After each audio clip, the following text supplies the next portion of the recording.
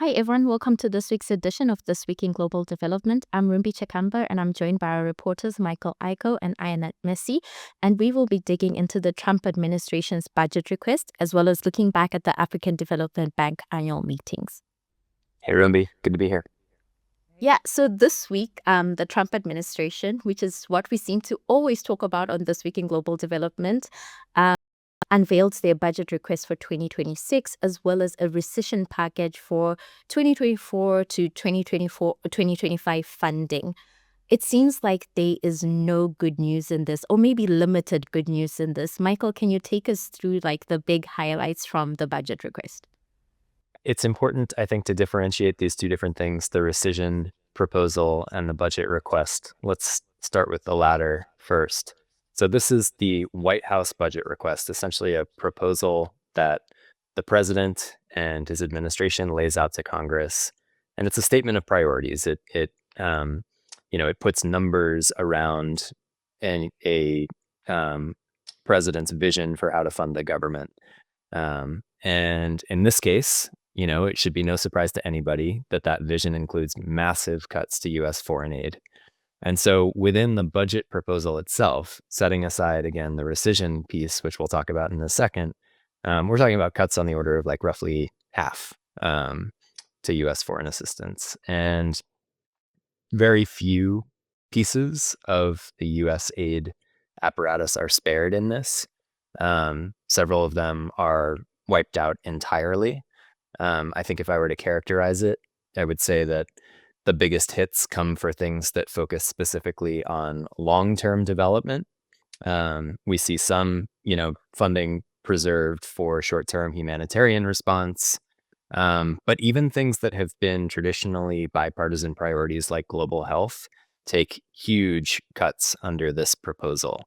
It's really important to point out that this is a proposal. The budget process, as we've reported over and over again, is a long, complicated process that involves lots of back and forth, not just between the White House and Congress, but between the two parties within Congress.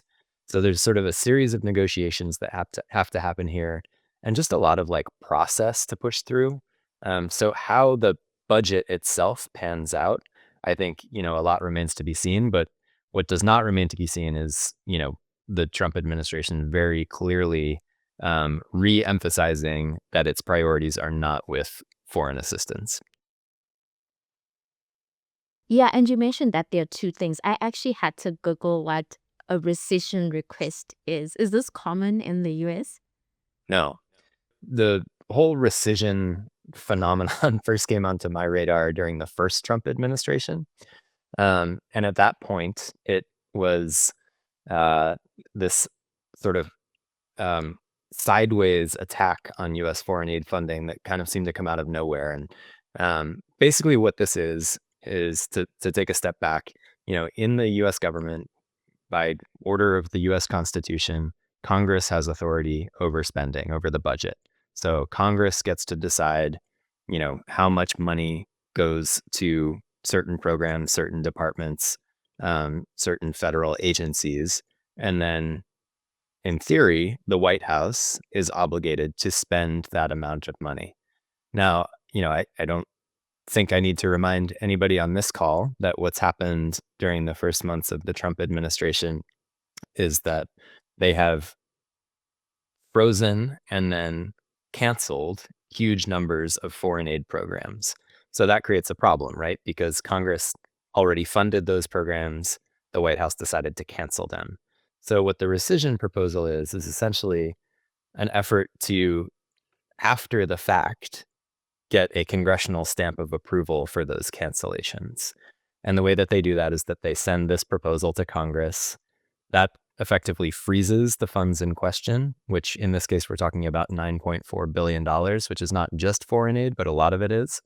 Freezes those funds for 45 days, during which Congress can either approve or disapprove. What's the word I'm looking for there? That proposal.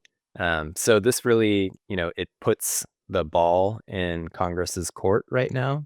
And I think, something that's really important for folks to understand is that this is it's sort of an immediate test of where the legislative branch, where Congress currently sits on the foreign aid funding issue, because they're going to have to decide, relatively soon. Whereas the budget's going to play out over the next several months, this rescission thing is going to play out more quickly. So it's kind of going to test, are we going to see strong opposition from lawmakers on the Hill, or is there enough kind of buy-in to Trump's, I think what is safe to call anti-foreign aid vision, that they'll approve this rescission package, and then that sort of sets the tone for the budget process going forward. So there's a lot at stake in this.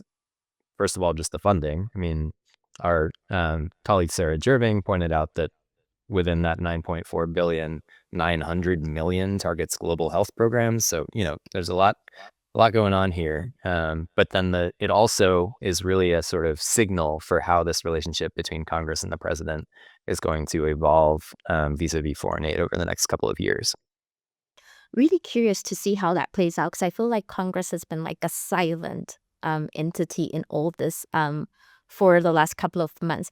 But my question is, they can approve it or deny it, but isn't it essentially done already because they're asking after the fact? And they've handled so much. Is it still possible to have like the same impact if you deny this rescission? I think it's a great question. What happens to canceled programs if Congress says that no, actually you do have to spend the money? There's legal action underway to sort of try to resolve that issue right now. It really is hard to say how that is going to play out. I think it speaks to a much bigger question and concern within the U.S. foreign aid sector right now, which is like so much of the infrastructure, the workforce, the institutional knowledge, the relationships, the physical buildings, like everything has just been sort of compromised and broken apart. So even trying to imagine in the future, trying to fund these things, how would you do that with all of the disruption that has occurred? To answer your question directly, I don't know exactly what happens if Congress denies the rescission package and the administration is somehow forced to figure out how to spend that money after already canceling these programs. I think it really just speaks to the strange sequencing that we've seen and the really sort of unprecedented approach that this administration has taken, which is a cut first, figure it out later approach. And then speaking of the budget, was there anything that surprised you in there? I think a lot of people were sort of aware that foreign aid is not going to be a big winner with this administration, but were there any surprises? I had quite a few in there, like perhaps MCC, a few of the global health institutions as well was surprising to me because there's no money set out for Gavi, there's no money set out for the Global Fund, and I find that a little surprising. Were there any surprises for you? Yeah, I mean, I think those are key ones to point out. There's sort of this embedded argument that those institutions have some money in reserve or something, but I think if you ask them, they'll say, no, a lot of that is already accounted for, and we're required to keep money on hand. Um, you know, MCC is a great one to point out. This is a program that was created during a Republican administration. PEPFAR is another. It's looking at a $1.8 billion cut, I think. I mean, 4 months ago, these ideas would have been unbelievable, unheard. We couldn't have imagined that we'd be looking at cuts to these programs that have been, really have really benefited from Republican support for the last 2 decades. So those are big surprises. I think on the flip side, there's some stuff in the budget that we're still trying to kind of wrap our heads around, some new things. Like there's this America First Opportunity Fund, a new fund that sort of pulls resources from some of the other accounts that are being eliminated and would purport to give the White House a sort of flexible, you know, um, funding pool that it can use to jump on different opportunities or pursue things that are in the U.S. national interest through foreign aid funding. I think a lot of folks really want to get a better sense of what that would look like and how it would work, because to many, it sounds like sort of a little bit of a slush fund that the White House can use for whatever it decides is important on any given day. And that's the sort of thing that the Trump administration has accused Democrats of doing. So there's an interesting tension there. Um, I don't think it's a surprise, but the U.S. International Development Finance Corporation is a relative winner in the budget. It will be very interesting to see how that agency evolves during this administration, how the sort of merger of an America First, MAGA foreign policy and the relatively newly created DFC, how those two sort of things come together, and what purposes the DFC is made to serve during this administration. But yeah, I think the surprises are, it shouldn't be a surprise at this point, because we've been seeing it for the last 3 months. But it's still, I think, you look at a document like this, and when you see the numbers, you see the scale, you see the sweeping nature of the cuts, you see the number of things that are just completely disappearing if the White House were to get its way with this budget. Yeah, again, like, if we had been talking about this 4 months ago, this would have just seemed unimaginable. So, Island, one of the things that had surprised me about the budget proposal was Food for Peace. Can you take us through what Food for Peace actually is, and why would you expect for it to have Republican support, and where it currently stands now? Sure. Yeah. So Food for Peace was USAID's basically flagship food program. And it had quite a lot of Republican support because some of Food for Peace came in the form of in-kind commodities. So that meant, corn, wheat, peas grown in the US by US farmers. US farmers were getting paid for it, and that was being shipped off to places of need. So that had quite a lot of support. And, as we were at the early stages of the USAID dismantling, there was a proposal from Republican lawmakers from Kansas suggesting that we move Food for Peace from USAID to USDA, which on the surface makes a lot of sense. USDA does run a couple of food aid programs itself, and, that it could be a natural home for it. But one thing that people told me when I was talking to them about this proposal was that, USDA does run food programs, but it doesn't really have that much experience in terms of emergency food programs. And that's a totally different ballgame than, helping support school feeding programs, which is kind of what the USDA was doing more of, or agricultural support programs. So there's this big question of, if we were to transfer Food for Peace to USDA, what happens to that emergency know-how that USAID did so well?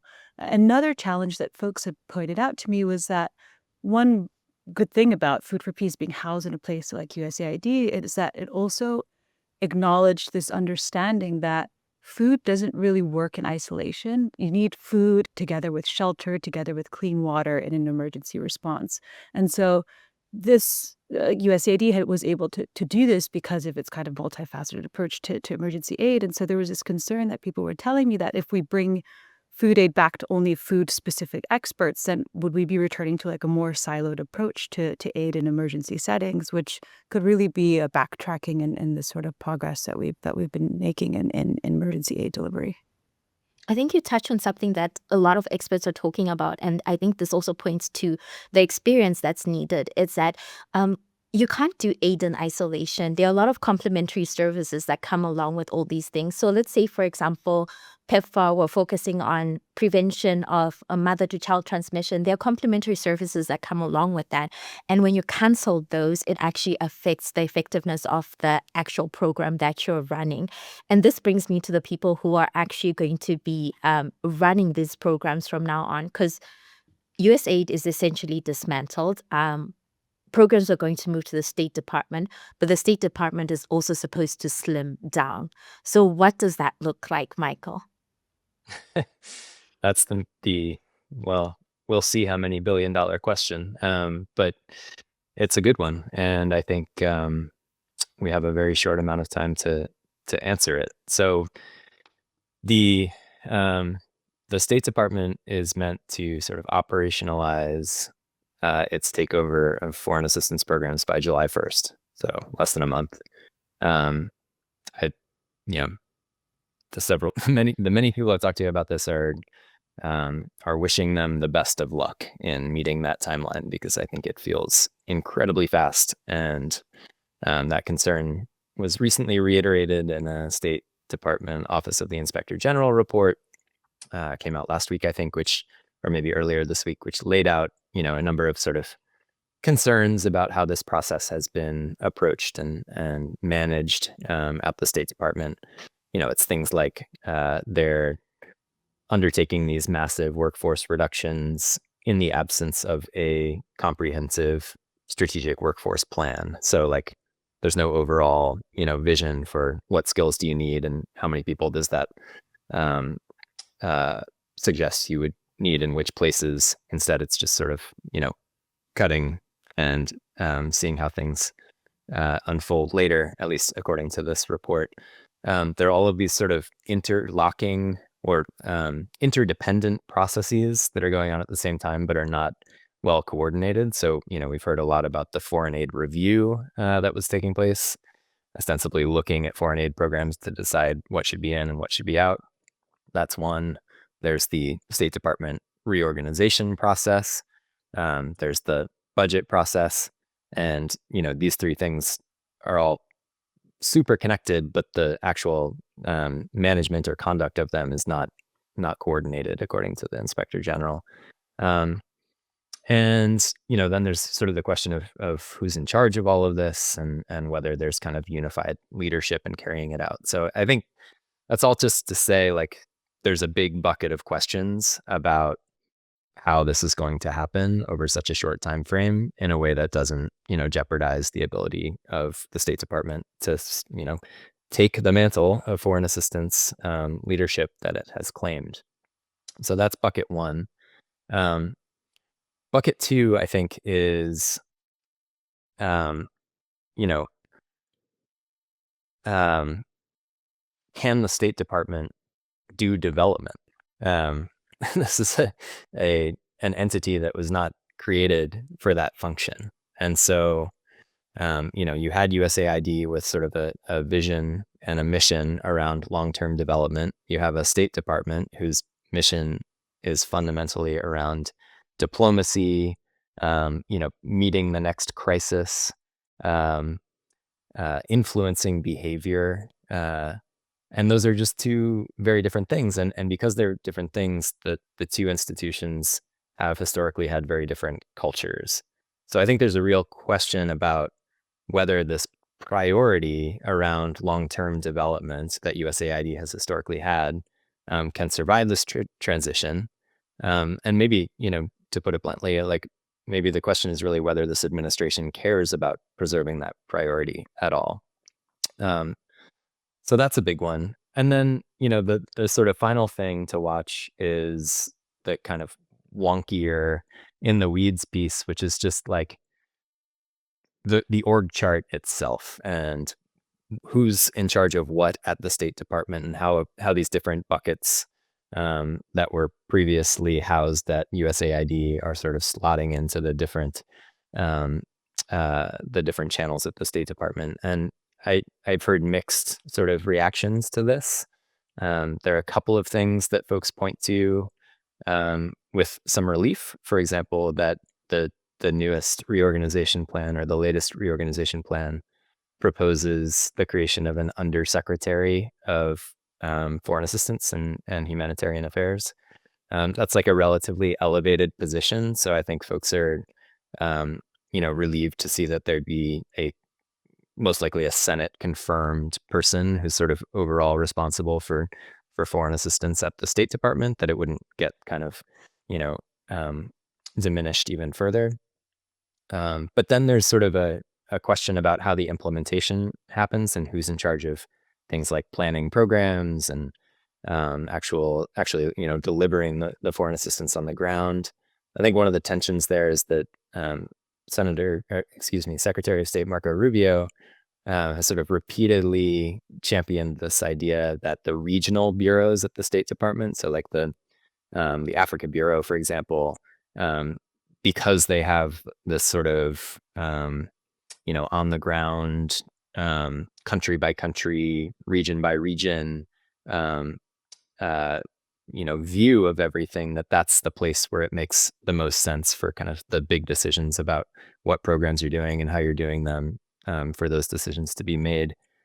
A lot of experts I've talked to about this are really skeptical that that's the right approach because, from what I'm told, those regional bureaus just don't have a good track record of implementing programs like this. It's just not what they do and historically have done. So I think that tension, sort of whether this is a sort of dispersed foreign assistance model that might be kind of pushed out to the regional bureaus to do as they see fit, or whether there's sort of much more central leadership and things are better coordinated.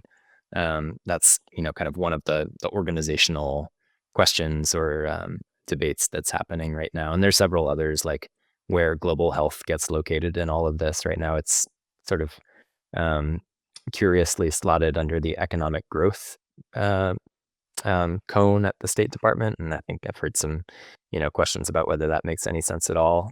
So that's kind of the part 3 is how the org chart actually comes together. You kind of get the sense that there's this learning as you go along and hopefully adjusting as you go along to better serve the purpose that you've set out. But this actually has real world consequences, like we've seen in programs and how recipients are getting affected. But we're also seeing it in terms of like economic growth, right? Ayanat, you were at the AfDB meetings last week, and the economic growth of Africa is actually being affected by US policies. Can you take us through that and what you learned at the meetings? Yeah, sure. Yeah, there's definitely a significant impact. So the AfDB has an annual report, which is their, economic outlook report. And in that report that they just updated in a version last week, they're projecting African growth to be about 3.9% this year. And that's a downward revision from 4.1%, which is what they had just in February. And the reason for this is in a lot of ways US policy. And there are basically like 3 ways that this is happening. One is that there is a reduction in traditional ODA, and that makes a big difference for countries that have economies that are heavily dependent on aid. Another way is that because of U.S. policies broadly in terms of tariffs and the trade uncertainty that it's created a lot of volatility in commodity markets. So some countries whose economies are really dependent on commodities are really seeing that fluctuation make an impact, like in Botswana, where the economy is very dependent on diamond, and the impact on diamond prices has resulted in a downward revision of their economic outlook.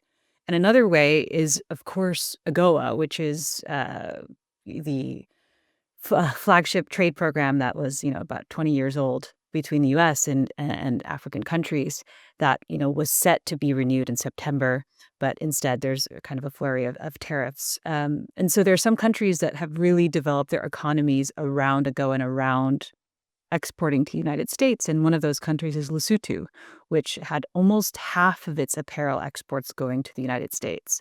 And so without AGOA, there's a huge question mark as to what happens to that apparel industry and also kind of the economy of Lesotho more broadly. So we saw those conversations happening quite a lot about, what do we do as a result of these U.S. policies? But, on the flip side, it was, 3.9%. It's not negative growth. It's not even slow growth. So there is also like a note of relative optimism at the bank meetings, or kind of a pragmatism, right? It's, the U.S. is not a reliable partner was kind of a refrain that we heard a lot. And, so what? What do we do next? And who are the reliable partners that we have instead? And another refrain that we had was that, actually, one senior vice president at the African Development Bank said, which I thought was really quite stark, was, what the past few months have showed us is that there are no reliable partners. You only have yourself. And that was an interesting thing to say. But also at the same time, Africa is a huge continent of 54 countries. The message is also like, we contain the partners. So how do we solidify and extend and expand the partnerships within the continent? So it wasn't necessarily all doom and gloom because of the United States' policies, but it's definitely making an impact. But it's kind of how do we strengthen our own internal partnerships to weather that storm a bit more effectively? I'm always a bit skeptical because I feel like we've been having these conversations for years. And then in a moment of crisis, that's when you realize how important it is. But I think there's also been key signals that some countries have actually been doing this. And there are certain countries who are expected to grow over 5%. I read. And so there are countries who've actually been doing the work, and now it actually shows. Like, I'm based in Botswana, and our economy basically depends on diamonds. It accounts for 80% of exports and 30% of our GDP. So without that, it's like, but we've been talking about diversification for such a long time. So it's now like crisis moment, you need to do it. So what are some of the solutions that are being floated around? I know there's talk of the private sector, and there's talk of remittances and the diaspora. What are they looking at as solutions? Yeah, definitely. One major thing was, I mean, the theme of the conference was making African capital work for African development, and a lot of that African capital, what people were talking about was private capital. So how do we better make partnerships with the private sector? That was a big question. Um, in addition, we had a law. It felt like every other conversation that happened at AfDB had at least one mention of remittances, and it was just a kind of a chorus going through the conference. And I mean, that's nothing new, of course. Remittances are huge in the continent. They far outstrip ODA, and they have for a while. But it's obviously not a formal flow of money. And also, people are it's hard to find ways of maybe making them work more effectively or efficiently, and people are a little bit reluctant to let you do that with their money that they're sending back to their family back home. So, but one way that people were talking about doing this more effectively was maybe doing things like exploring things like securitizing remittances. So using future remittance flows as kind of like a collateral to raise money up front, through things like diaspora bonds. So that's one thing that people are exploring.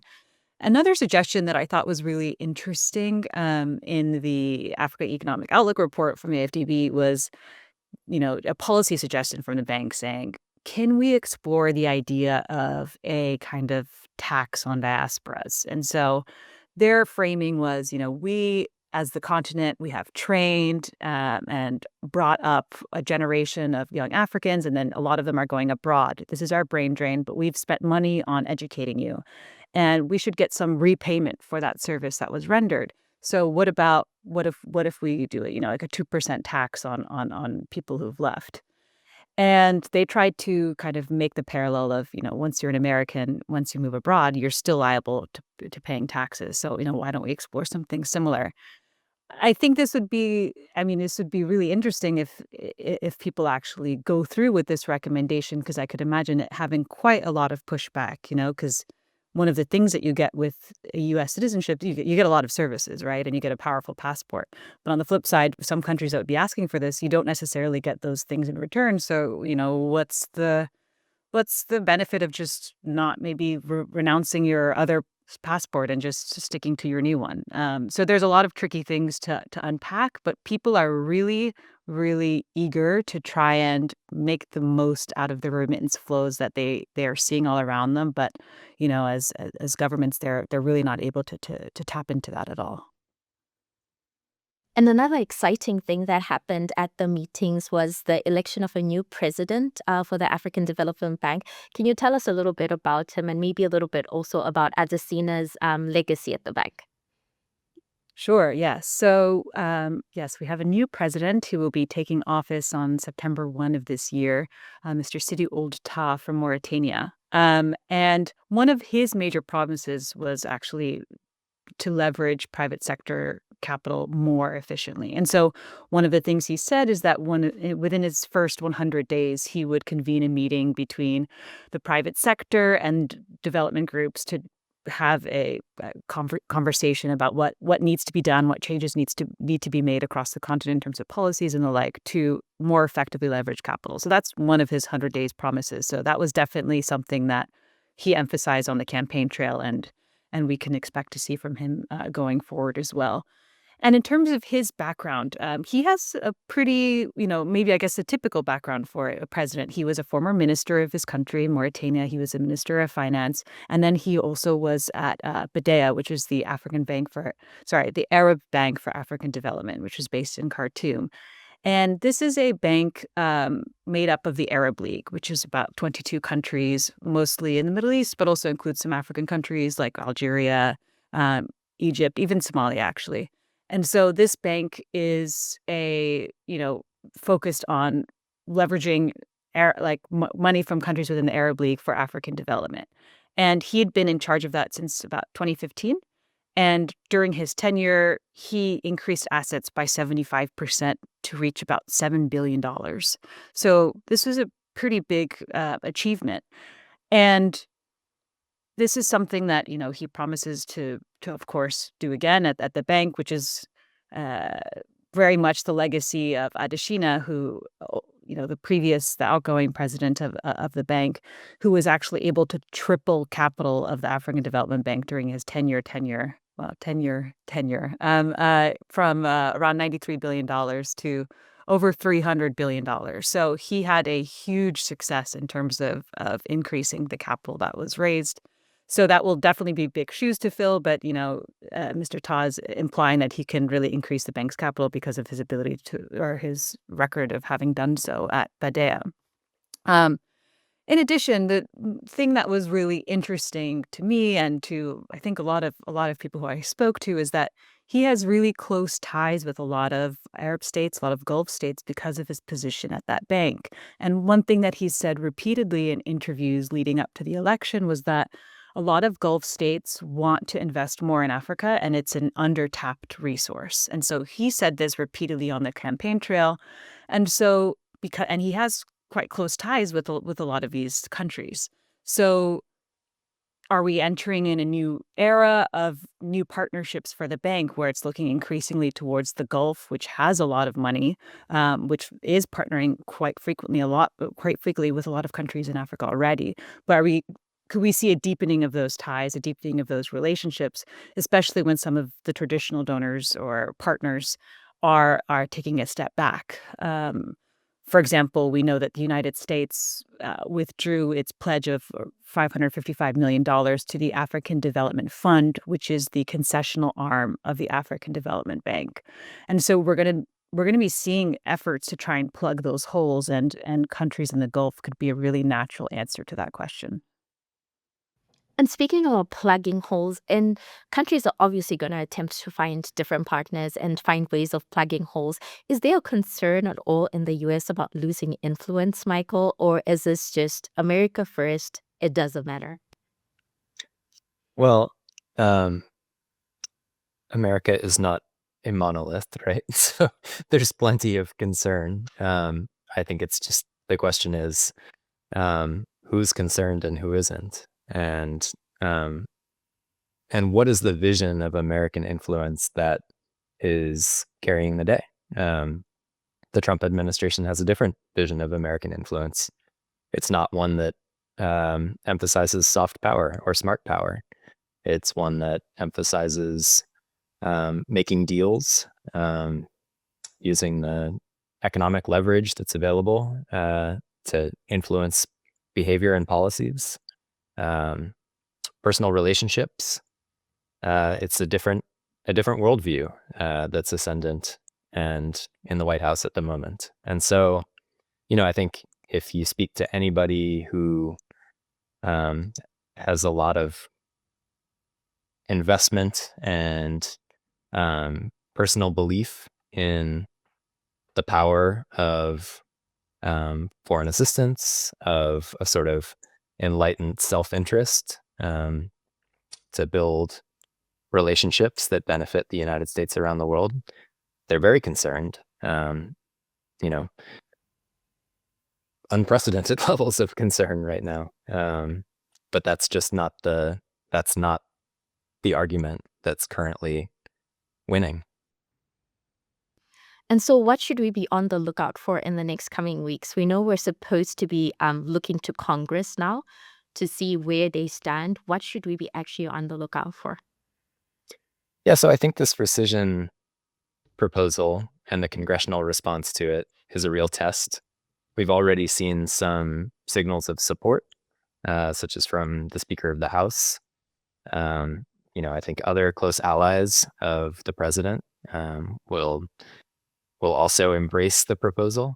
This is sort of, I think, another round where the foreign aid advocates on the Hill have an opportunity to step forward and figure out how to engage effectively in defense of the programs that they've championed for decades.